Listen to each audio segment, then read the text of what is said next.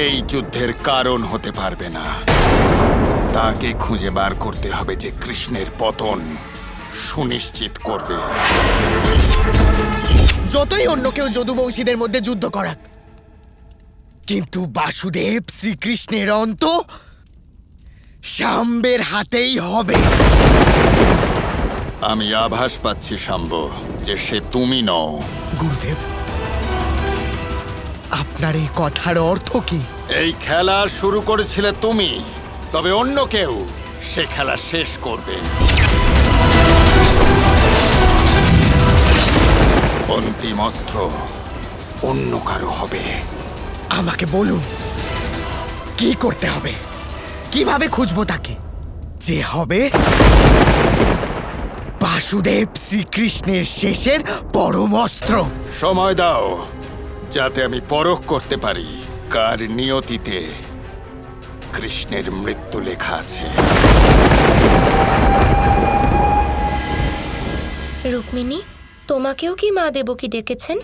হ্যাঁ, তোমাকেও ডেকেছেন? হ্যাঁ। কিন্তু কেন? চলো গিয়ে দেখা যাক।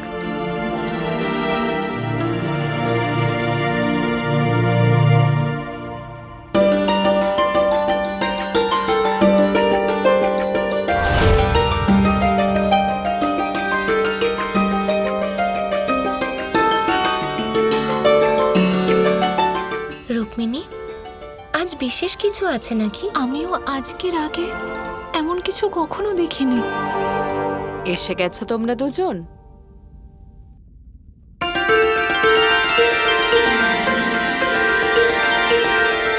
বেঁচে থাকো, তোমাদের জন্যই অপেক্ষা করছিলাম। আচ্ছা মা, আজ বিশেষ কিছু আছে বুঝি? তোমাদের প্রতি আমার ভালোবাসা, আমি খুব প্রসন্ন তোমাদের নিয়ে। আমাদের উপর? কিন্তু কেন?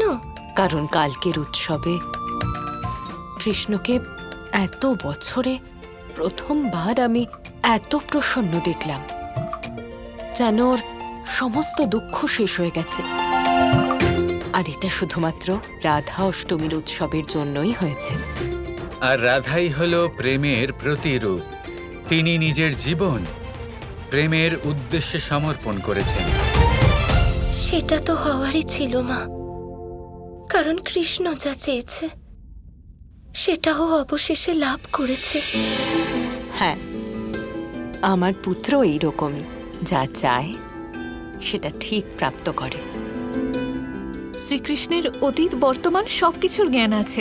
না, তা নয়, কিছু কথা এমন আছে যা কৃষ্ণ নিজেও জানে না। অসম্ভব। হ্যাঁ মা, শ্রীকৃষ্ণের তো সবসময় সবকিছুরই ধারণা থাকে।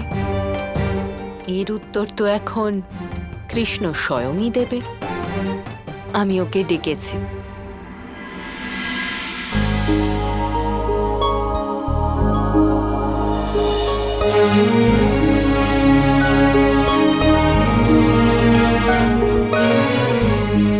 বলুন মাতা, এমন কি ব্যাপার যা বলার জন্য আপনি আমাকে এখানে ডেকেছেন? তার আগে তোমায় আমাকে এমন কিছু করে দেখাতে হবে যা এর আগে তুমি কখনো করনি। কিন্তু এমন তো কিছুই নেই যা আমি নিজের মাতার জন্য করিনি। এমন অনেক কিছু আছে যা তুমি নিজের মায়ের জন্য করনি। কৃষ্ণের মতো পুত্র লাভ করে আপনার থেকে বেশি সৌভাগ্যশালী আর কেউ নেই। তাহলে আপনি এমন কেন বলছেন? হ্যাঁ রাধা, কিন্তু দুর্ভাগ্যের ব্যাপার এটাই যে না সেই পুত্রের জন্য আমি কিছু করেছি, আর না সে আমার জন্য কিছু করেছে। শুধু মুখ দেখেছিলাম ওর যখন ওর জন্ম হয়েছিল। তারপর এতগুলো বছর তো যশোদার কাছে ছিল। ওর সব ভালোবাসা যশোদা পেয়েছে।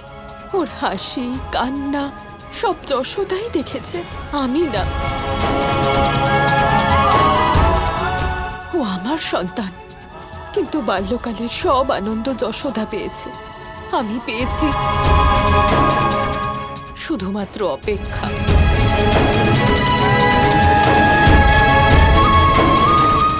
অনেক সময় এমন মনে হতো যে আমি কেমন মা, সে নিজের পুত্রের প্রথম কথা শুনতে পেল না। পরে যখন আলাপ হলো যশোদার সাথে, তখন বুঝলাম আমার পুত্র যা কিছু করছিল সব আমার জন্যই করছিল। ওর প্রত্যেক চমৎকার, মুখে ব্রহ্মাণ্ড দর্শন করানো হোক বা অসুর সংহার, কালিয়ার ফনার উপর নৃত্য, সবই তো আমার জন্য ছিল। কিন্তু কারণ ছিল কংসকে ক্রোধান্বিত করা, যাতে কংস কৃষ্ণকে প্রতিস্পর্ধা জানাতে পারে। আর কৃষ্ণ মথুরায় আসে কংসকে বধ করতে। কৃষ্ণ সব আমার জন্য করেছে। কংসকে বধ করেছে, নিজের মাকে মুক্ত করেছে। কিন্তু এক মায়ের চোখ দিয়ে দেখো, সেই বাল্যলীলা আমি দেখতে চেয়েছিলাম, সেই সব কিছুই তো যশোদার ভাগ্যে চলে গেল।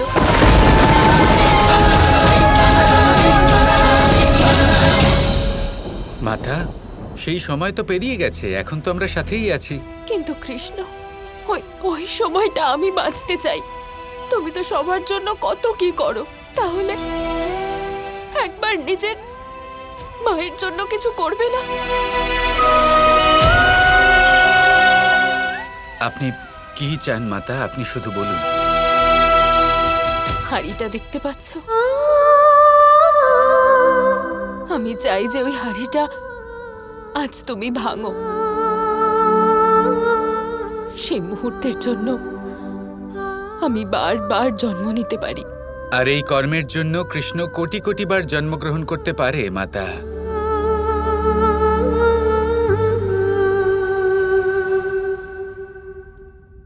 কিন্তু এটা তো খুবই উঁচুতে রেখেছেন আপনি। আমি তো শুনেছিলাম বালকদের পিঠে চড়ে নিজের বন্ধুদের সাথে তুমি অনেক উঁচুতে রাখা মাটির হাড়ি ভেঙে ফেলতে। আমি বরাবরই এসব লুকিয়ে করেছি মাতা, এখন এসব। নিজের মায়ের এইটুকু দাবিও পূরণ করবে না?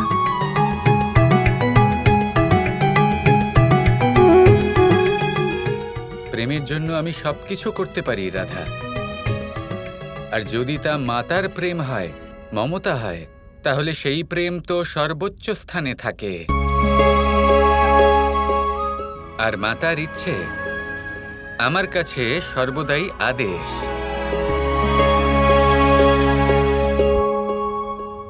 এ অত্যন্ত উঁচুতে আছে, এটা একটু বেশি উঁচুতে আছে, এটা অসম্ভব ব্যাপার। আমি কিভাবে করব এটা? রাধার জন্য সৃষ্টির কুম্ভ ভেঙে নক্ষত্র নিয়ে আসতে পারো। রুক্মিণীর জন্য ব্রহ্মাণ্ডের এক দিক থেকে অন্য দিকে যেতে পারো, কিন্তু নিজের মায়ের জন্য একটা হাঁড়ি ভাঙতে পারছো না। মনে হয় আমার ভাগ্যে এটা লেখাই নেই। মাখন চোরের এই রূপ আমার পুত্র শুধু যশোদাকেই দেখাতে চায়। মা, আপনি কোথায় যাচ্ছেন? মা, কৃষ্ণ তো উপহাস করছে। কৃষ্ণ, অনেক হয়েছে। মা দেবকী যা বলছেন তা পূর্ণ করো। আমার জীবনের সকলে এখানে একত্রিত হয়েছেন এটা বোঝাবার জন্য যে কতটা ভালোবাসেন তারা কৃষ্ণকে। তাই ঠিক আছে, যিনি জন্ম দিয়েছেন তিনি বাল্যকালের সুখ তো চাইবেনই। আপনি সেই সুখ পাবেন মাতা। মাতা, আমার দিকে তাকান একবার।